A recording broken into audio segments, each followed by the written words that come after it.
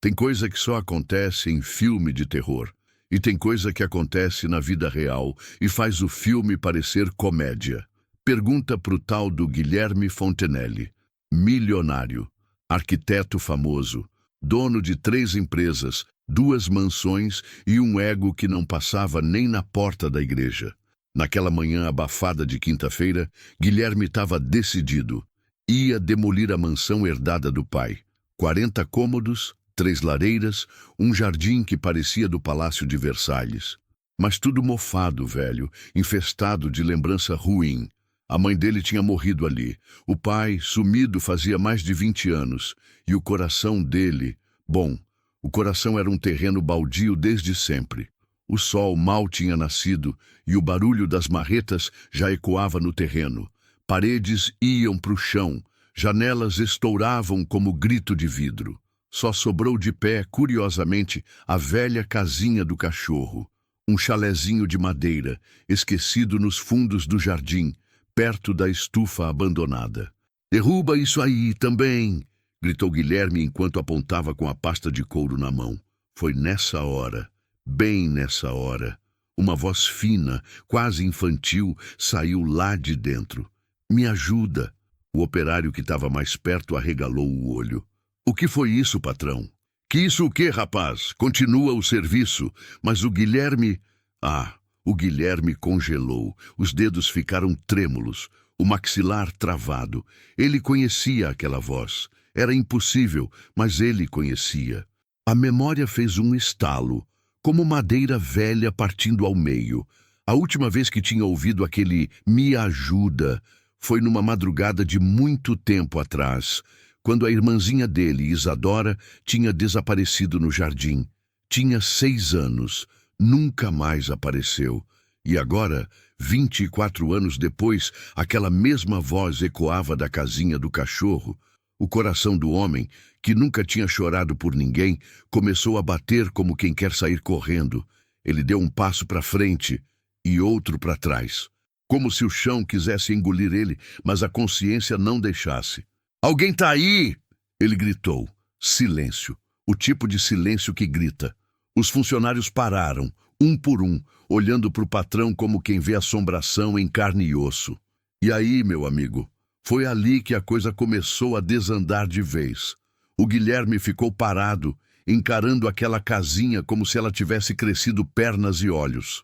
Um pedaço de madeira caindo aos pedaços, com telhado torto e uma plaquinha velha escrita Thor, nome do cachorro da infância dele. O bicho tinha morrido quando ele ainda era moleque. Ou pelo menos foi o que o pai disse, na mesma semana em que a irmã sumiu. Coincidência demais pro gosto dele. "Para tudo!" ele mandou, levantando a mão como juiz em final de campeonato. Os operários se entreolharam, confusos. Tinha sido só uma voz, talvez vinda de algum rádio, ou algum moleque da rua fazendo trote.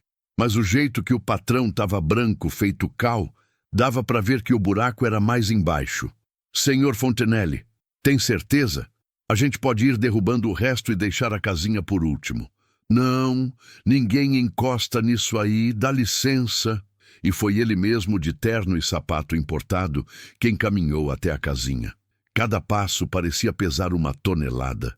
O vento ficou mais frio. As árvores do jardim, que antes só balançavam de leve, agora pareciam se curvar devagar, como se estivessem prestando atenção. Ele se agachou, encostou a mão na maçaneta de ferrugem, girou. Nada. "Tá trancado", ele murmurou, quase aliviado. Mas quando fez menção de se levantar, veio de novo. "Guilherme." A voz era clara, nítida, fina. E o pior, chamava ele pelo nome. Ele recuou, deu 3 passos desengonçados, tropeçou num galho e quase caiu de costas. Ninguém mais ouviu.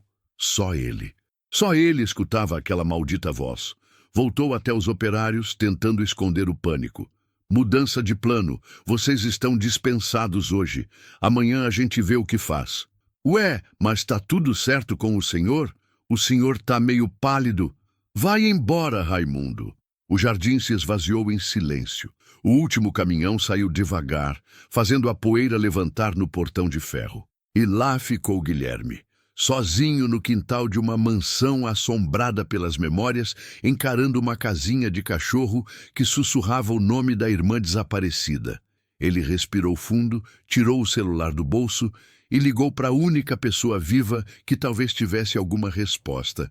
Alô, tia Estela, a senhora ainda tem as chaves da casa do papai? Do outro lado da linha, silêncio. Depois, a voz velha, trêmula e assustada da tia respondeu: Você ouviu a Isadora também, não foi? O mundo de Guilherme desabou. O sangue sumiu da face. A garganta secou. O que a velha quis dizer com também?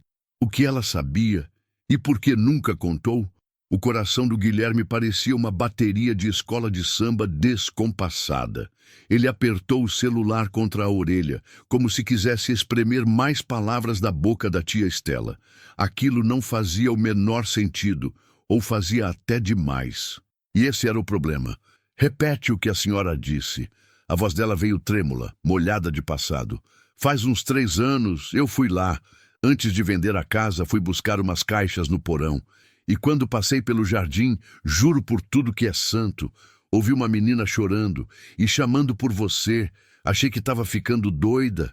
Por que nunca contou isso para ninguém, tia? Quem ia acreditar? Sua mãe já tinha morrido, seu pai sumido, e você sempre teve pavor de falar da Isadora. Estava cansada de parecer velha louca. Achei que era coisa da minha cabeça, mas agora que você ouviu também... A voz dela se quebrou. Guilherme desligou sem se despedir. O estômago parecia revirado. Deu 2 passos cambaleantes até o banco de pedra ao lado do canteiro e sentou. Olhou para o céu, mas o céu parecia devolver o olhar. Nuvens pesadas vinham se acumulando devagar, como se o tempo também tivesse memória. Foi então que ele se lembrou do velho diário da mãe, guardado num dos armários lacrados do andar de cima. Ele evitava entrar ali. Cheiro de naftalina, tapetes embolorados e aquela sensação constante de ser observado, como se o tempo tivesse parado na hora exata em que Isadora desapareceu. Entrou na casa. Cada passo fazia o assoalho ranger como se gritasse por socorro. Subiu as escadas com o cuidado de quem carrega dinamite. Quando chegou no quarto da mãe, o cheiro bateu como tapa de infância. Perfume antigo, talco de bebê e um leve cheiro de vela queimada, mesmo sem vela acesa. No fundo do armário, embrulhado num lenço de renda, estava lá, o diário, capa de couro desbotada, 3 flores prensadas entre as páginas e uma dedicatória escrita com letra caprichada para minha pequena borboleta que voou cedo demais. A mão de Guilherme tremia. Ele folheou com raiva, desespero, medo, até que parou numa página que parecia arrancada e colada de volta com fita adesiva. Ali, em letras borradas por lágrima, lia-se: 19 de setembro de 1999. Eu ouvi a voz dela de novo, no jardim, na casinha. Como pode? Será que ele mentiu? Será que ela ainda... Ele largou o diário no chão. De novo, a casinha. De novo, a voz. Era isso. Alguma coisa naquele lugar não deixava a menina descansar. Ou pior, não deixava ela sair. Desceu correndo. Já não tinha mais medo de parecer louco. O medo agora era outro. O medo era de ter ignorado por todos esses anos o que talvez pudesse ter sido evitado. Se Isadora estava viva, se alguém a prendeu ali, então ele não era só vítima. Ele era cúmplice do silêncio. Chegou de volta ao jardim. O vento parou. A natureza segurava o fôlego. Ajoelhou-se diante da casinha e, sem pensar, socou a madeira com força. Isadora! Nenhuma resposta. Apenas um estalo seco, como se algo tivesse rachado por dentro. O estalo seco que veio de dentro da casinha soou mais fundo do que Guilherme imaginava. Não era madeira cedendo, era mais grave, mais denso, como se algo há muito tempo escondido tivesse sido despertado. Ele se ajoelhou, encostou o ouvido na parede da casinha e esperou. Nada. Mas ali, naquele silêncio sufocado, havia algo mais que ausência de som. Havia presença, o tipo de presença que faz a nuca arrepiar sem tocar, que aperta o peito sem abraçar. O tipo de presença que mora onde o tempo parou. Sem perder tempo, correu até o antigo galpão de ferramentas. Pegou uma marreta pequena e voltou para o jardim com passos decididos. A casinha já não parecia frágil nem abandonada. Parecia viva e assustada, como uma criança acuada num canto escuro. Se tem alguma coisa aqui dentro, vai sair agora. Ele golpeou a lateral da casinha. A madeira estalou, se partiu, voou em lascas. Com mais 2 golpes, abriu um buraco suficiente para espiar por dentro. Luz do sol entrou rasgando a escuridão. Poeira dançou no ar. Teias de aranha se mexeram. E então ele viu. No fundo da casinha, coberto por folhas secas, havia algo enrolado num cobertor infantil, desbotado, rosa, com desenhos de borboletas. O mesmo cobertor que a irmã dormia quando era bebê. A memória cravou como prego na alma. Ele se aproximou, com o coração disparado. Puxou devagar. Debaixo do cobertor havia ossos. Pequenos, miúdos, claramente de uma criança.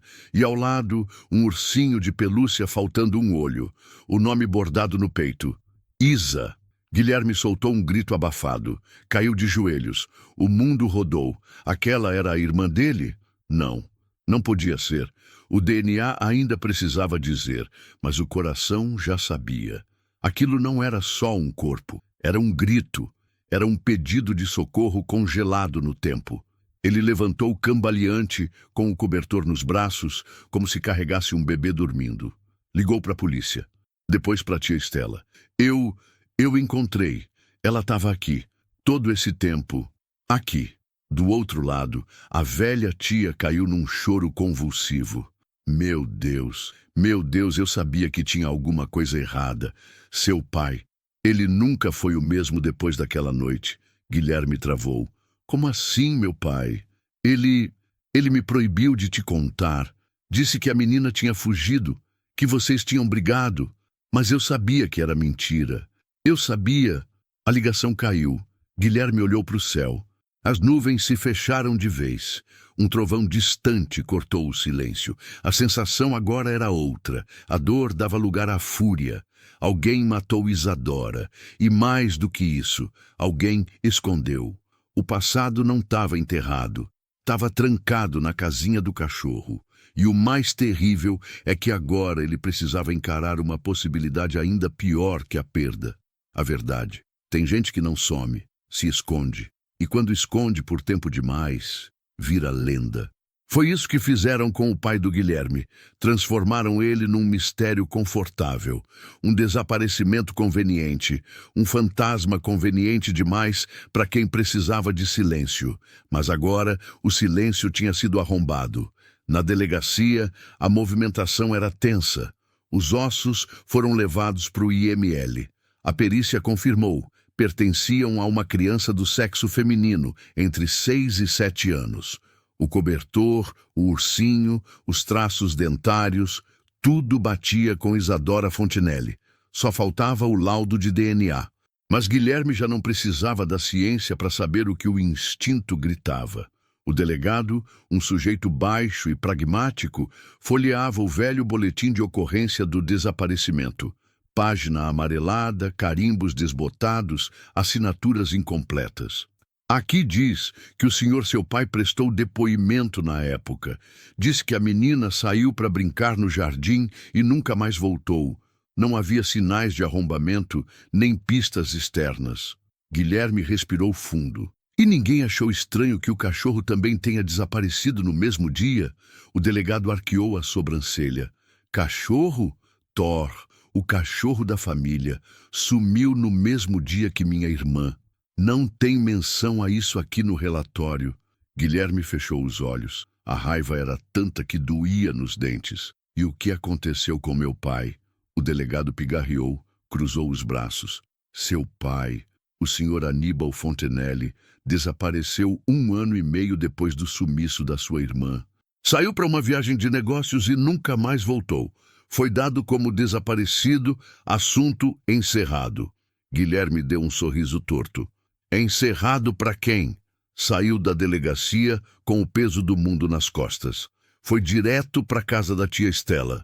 A velha o recebeu de camisola, olhos inchados de choro e vergonha. A casa cheirava a remédio e arrependimento. Sentaram-se na sala. Ela segurou um rosário nas mãos trêmulas. Você quer saber o que eu sei, não é? Ele assentiu, calado.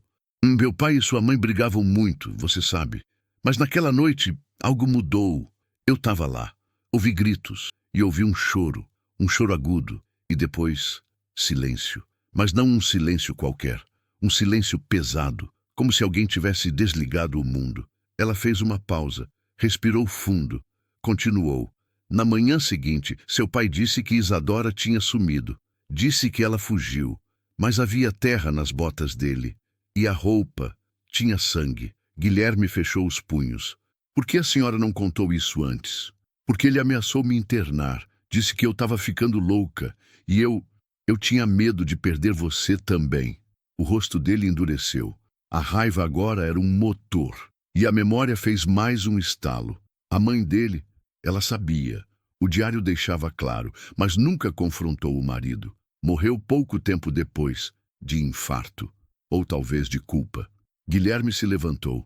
Se o corpo dela estava na casinha, então foi ele. Ou alguém ajudou ele a esconder. Completou a tia. Nesse momento, o celular vibrou no bolso. Mensagem do delegado. Laudo preliminar pronto, mas encontramos algo mais. Algo mais? O que mais poderia haver além do que já doía?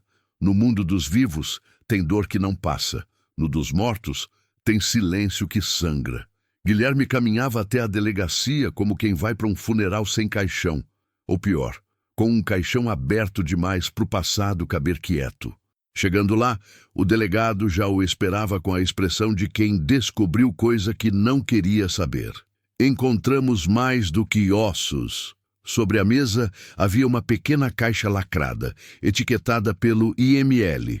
Ao lado, um relatório preliminar e um saquinho plástico com 2 objetos, um dente de leite e um cordão de prata com um pingente em forma de estrela. Guilherme reconheceu na hora. Esse colar era da Isadora. Dei para ela no dia do aniversário, o último antes de... O dente estava preso dentro da madeira, no fundo da casinha, e o colar estava enterrado ali, junto com um pedaço de tecido e fios de cabelo. O delegado abriu a pasta com cuidado. A perícia encontrou vestígios de fibra humana, presos entre as tábuas da estrutura. Alguém prendeu aquela criança ali viva e deixou ela morrer. Guilherme sentiu o ar sumir dos pulmões. Era pior do que imaginava. A irmã não tinha sido apenas morta. Tinha sido esquecida, trancada, calada. E o que isso quer dizer? Ele sussurrou. Quer dizer que não foi um acidente, nem um desaparecimento.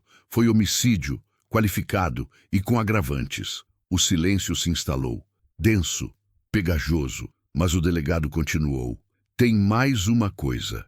Um dos fios de cabelo que encontramos é compatível com o seu pai.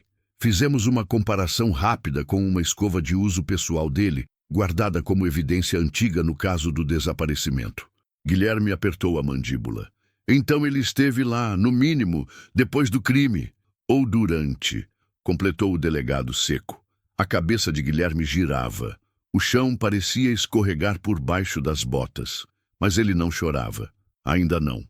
O choro estava ali, preso entre os dentes, esperando o momento certo para arrombar. Saiu da delegacia sem olhar para trás. Dirigiu até a mansão. Parou no jardim. Encostou na velha casinha agora destruída e olhou para o buraco no chão. Um túmulo, sem lápide, sem oração. Mas agora, com história. Ele se sentou no gramado. O vento passava por entre as árvores, como se cochichasse nomes que ninguém mais ousava dizer. Na palma da mão, o cordão da irmã, o metal ainda quente como se fosse coração. E ali, pela primeira vez em décadas, Guilherme chorou. Não por medo, nem por tristeza, mas por ódio. Porque ele sabia que aquilo não tinha acabado. Se o pai dele sumiu, foi porque alguém ajudou. E agora, o nome que ecoava na cabeça dele com força era outro. Raimundo. O jardineiro da família, o mesmo que ainda vivia na cidade, o mesmo que apareceu na manhã do sumiço, com terra nas unhas. Guilherme não dormiu naquela noite, e não era insônia de luto, era vigília de caçador. Enquanto a cidade apagava suas luzes, ele acendia a chama da desconfiança. Revisou mentalmente todos os rostos que rodeavam a mansão na época, mas só um nome fazia eco como martelo em ferro velho: Raimundo. Raimundo Bento, jardineiro da família por mais de 30 anos, devoto, calado, sempre com chapéu de palha e botas sujas. Guilherme lembrava de quando era moleque e o velho cortava as roseiras enquanto ele e Isadora corriam pelo quintal. Lembrava de ver o olhar duro dele, principalmente quando a menina brincava perto da estufa. O tempo passou, mas Raimundo nunca foi embora da cidade. Tinha uma casinha simples no fim do bairro dos Oliveiras, perto da ferrovia. E foi para lá que Guilherme foi. Sem avisar, sem pensar, o portão estava entreaberto. Um latido rouco veio de dentro. Um cachorro velho, magro, acorrentado à varanda. Guilherme subiu os degraus de madeira podre, bateu na porta. Silêncio. Raimundo, sou eu, Guilherme Fontinelli. Mais silêncio. A gente precisa conversar. A porta se abriu devagar. Do outro lado, Raimundo parecia mais velho que a própria casa, pele encardida de sol, olhos pequenos, cheios de lembrança. A mão tremia na maçaneta. Sabia que você ia vir. A voz saiu como quem mastiga cacos de vidro. Sabia? A casinha. Quando vi na TV que acharam, soube que não ia demorar. Entraram. A sala tinha cheiro de óleo e poeira. Na parede, um quadro da Virgem Maria, com uma vela derretida no chão. O senhor sabia que ela estava lá? Raimundo não respondeu. Foi até a cadeira de balanço, sentou devagar e olhou para o nada. Eu era só um empregado, doutor, mas via tudo. Seu pai, ele mudou depois da morte da sua mãe. Mas minha mãe morreu 2 anos depois da Isadora. Mas já estava morrendo por dentro desde antes. Guilherme se aproximou, olhos cravados no velho. Me diz o que aconteceu naquela noite. Raimundo fechou os olhos. A menina não queria entrar. Chorava.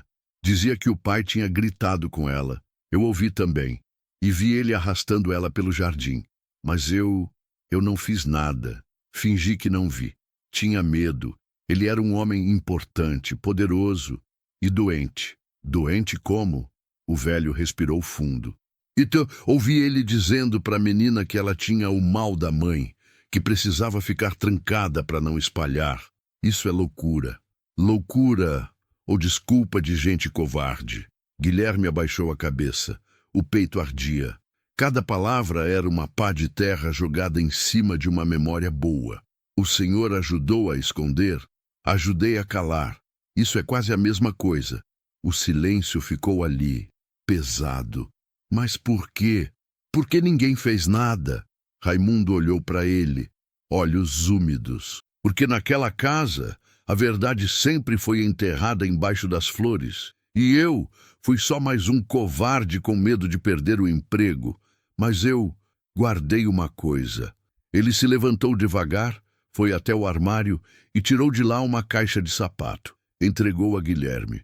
Tá tudo aí. Cartas, bilhetes da sua irmã e uma fita. Ela gravou antes de sumir. Guilherme sentiu a mão tremer. Ali, naquelas folhas amareladas, estava o que ninguém nunca teve coragem de ler. Mas agora ele ia ouvir, da própria boca da irmã. O gravador era velho, do tipo que se usava em sala de aula nos anos 90. Preto, com botões duros e a fita já meio amassada no miolo. Guilherme segurava o aparelho como se fosse um artefato sagrado, ou uma bomba prestes a explodir.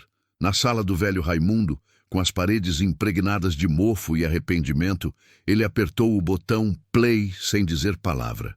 Um chiado tomou conta do ambiente. Depois, a voz de uma criança. Oi, sou eu, Isa. A garganta de Guilherme travou.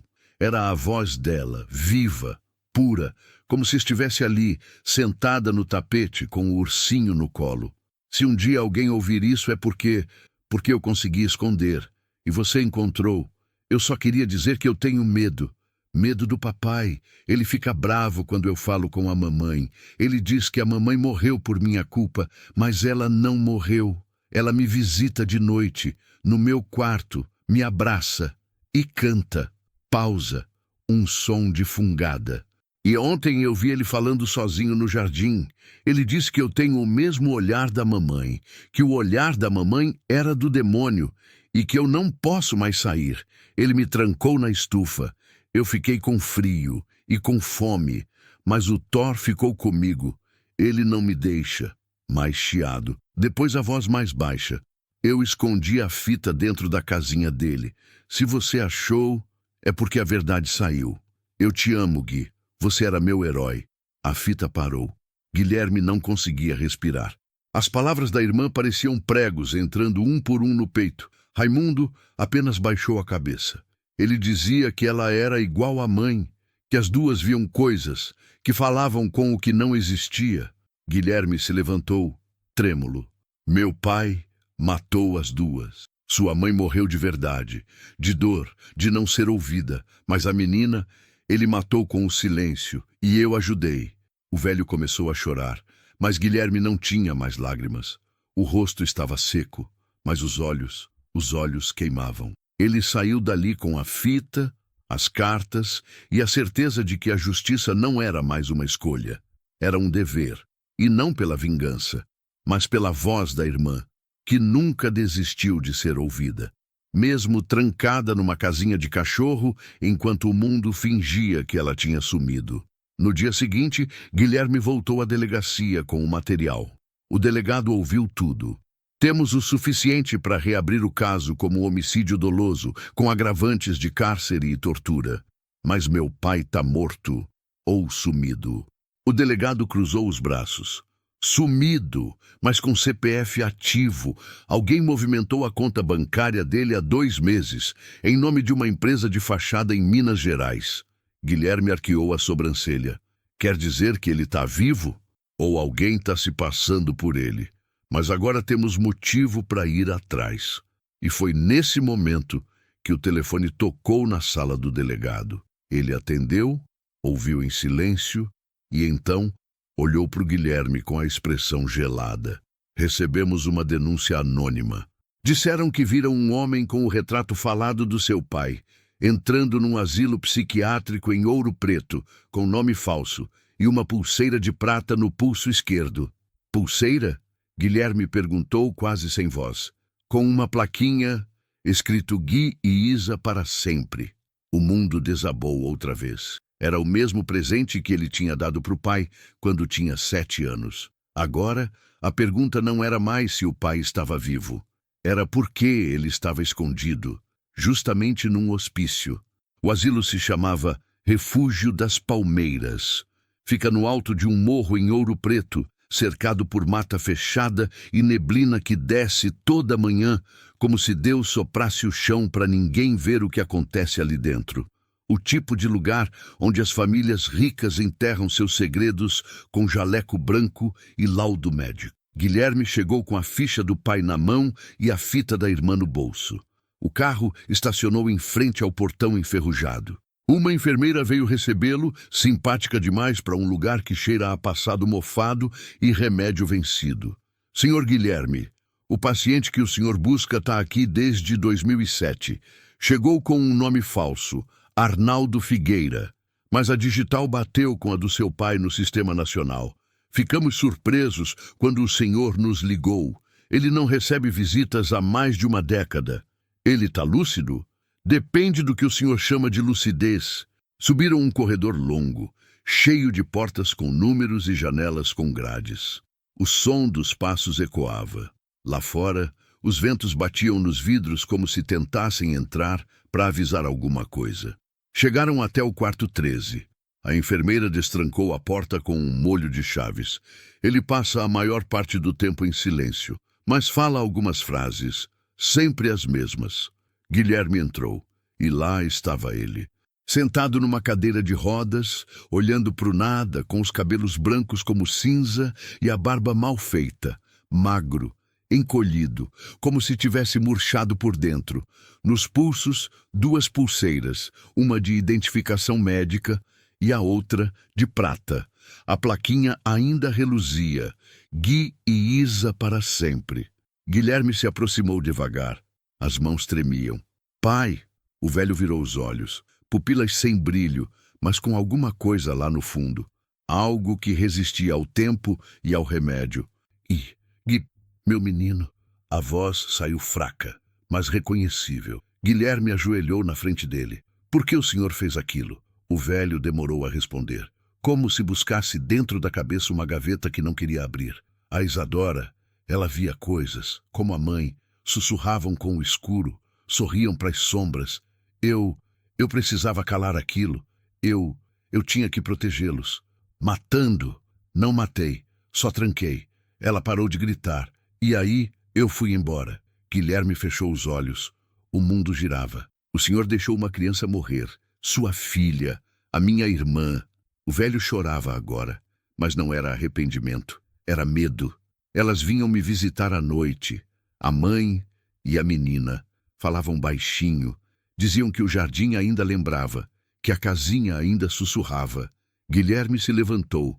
Não havia mais nada a dizer. Saiu do quarto com os punhos cerrados e a alma em ruína. No corredor, o delegado o esperava.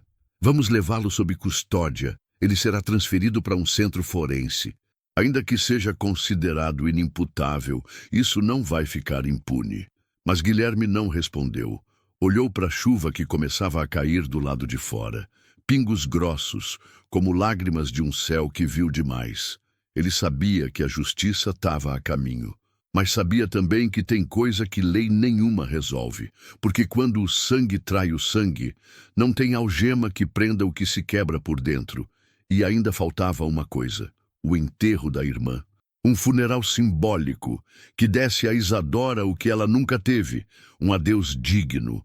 O céu parecia saber. Chovia miúdo, frio, persistente, como se o mundo chorasse no lugar dos que secaram por dentro. O funeral de Isadora Fontenelle não teve multidão nem tapete vermelho. Só um caixão branco, pequeno demais, diante de um buraco aberto no chão, e um homem de terno cinza com a alma quebrada. Guilherme. Ele escolheu o jardim da antiga mansão. Mandou limpá-lo, restaurá-lo e construiu ali um memorial. Não suntuoso, mas cheio de símbolos. Uma estatueta de borboleta, uma placa com o nome da irmã e no centro do canteiro a casinha restaurada. Não para esconder o horror, mas para lembrar que a dor também é história. A tia Estela segurava um guarda-chuva e um rosário. O delegado veio. Raimundo também de cabeça baixa, cada um carregando um peso. Mas foi Guilherme quem quebrou o silêncio. Durante 24 anos eu acreditei numa mentira. Achei que ela tinha fugido, desaparecido, sumido no vento. Mas a verdade é que ela foi calada, trancada, esquecida. Ele colocou o cordão de prata sobre o caixão. Você não merecia esse fim, Isa. E eu não mereço o perdão, mas vou passar o resto da vida tentando fazer com que o mundo te ouça, porque agora você tem voz. Os punhos da terra começaram a cobrir o caixão. Guilherme não desviou o olhar. Cada pá de terra era uma página reescrita, um grito finalmente ouvido. Ao final, o silêncio foi quebrado pelo som de uma caixinha de música. Tia Estela trouxe o antigo brinquedo da menina.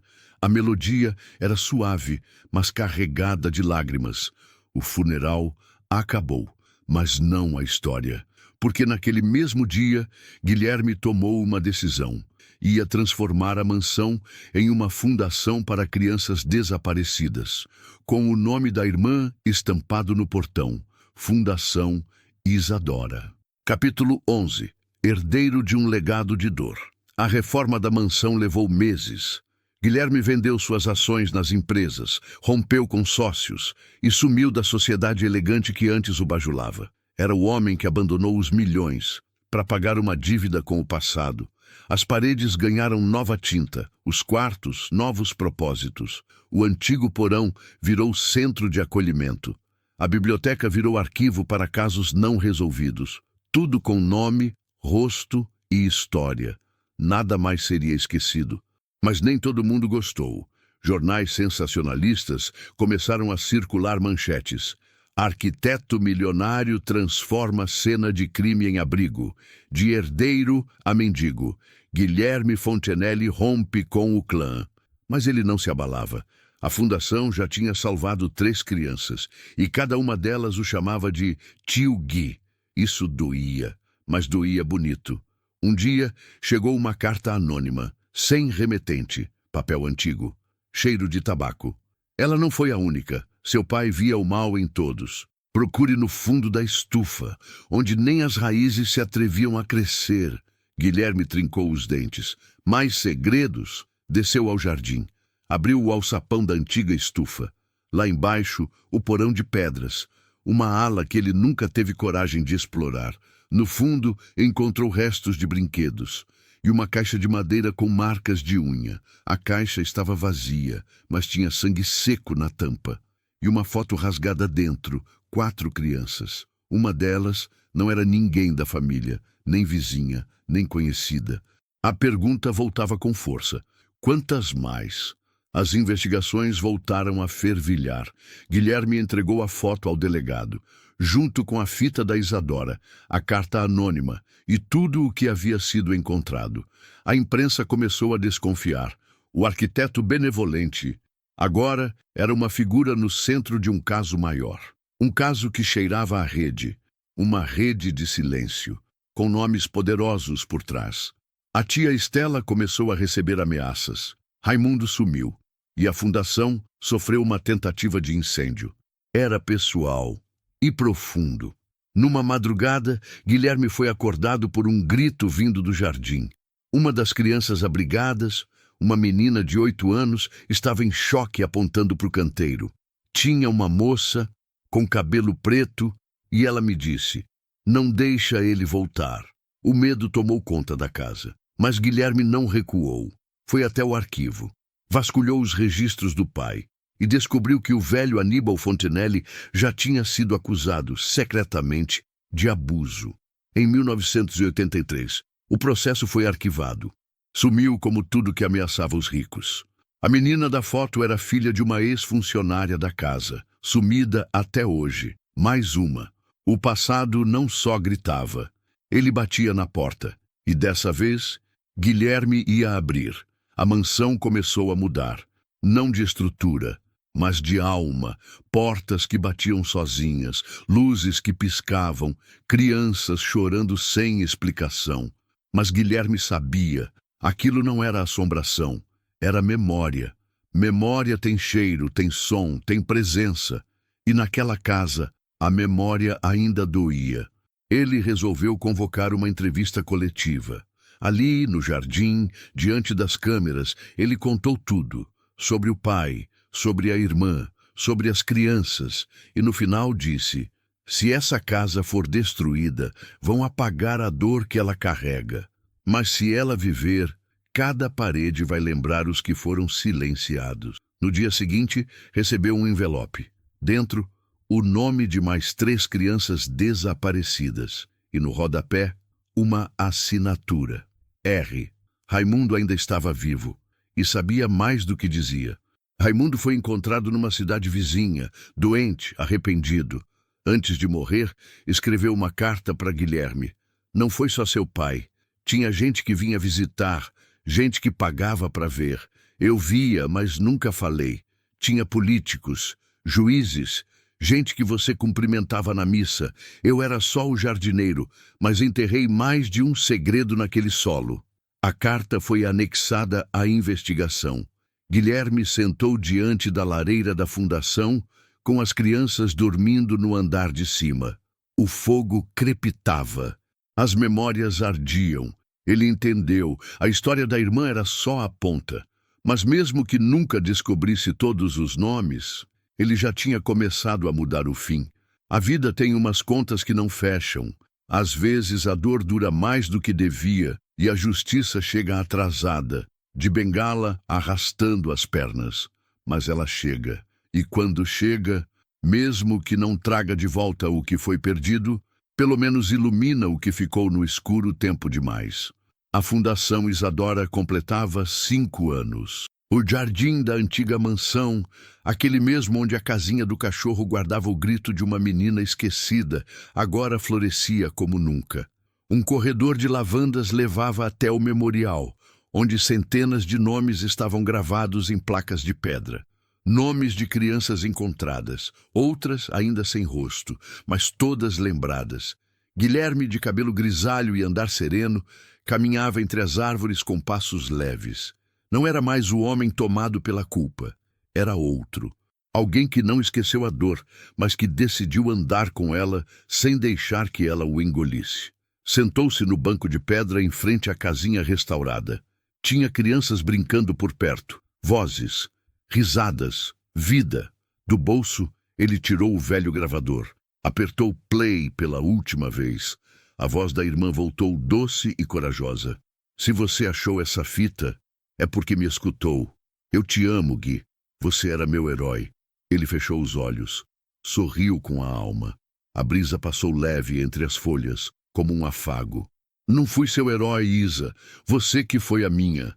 Ali, sentado no mesmo lugar onde tudo começou, ele escreveu em seu caderno: essa casa já foi prisão. Já foi cova. Hoje é abrigo. Já serviu para calar. Hoje serve para escutar. O que a dor destruiu, a memória reconstruiu. E se um dia apagarem meu nome, que nunca apaguem a coragem de uma menininha que, mesmo presa numa casinha, nunca parou de falar. E ao fechar o caderno, o silêncio foi quebrado por uma menina de tranças correndo em sua direção. Tio Gui, vem ver o desenho que eu fiz. Ele levantou, devagar, mas inteiro. Pegou a mão da menina e andou com ela até a varanda da fundação. Na parede o desenho, uma casinha, um jardim e 2 figuras de mãos dadas. Um menino grande e uma menina de vestido rosa com asas de borboleta. Guilherme sorriu. O passado não podia ser mudado, mas o futuro sim. E naquele pedaço de terra, onde um dia gritaram para ninguém ouvir, agora só se ouvia o som da vida. Tem gente que nasce invisível, mas não nasceu para viver apagada. E aí, o que você achou desse caos, hein?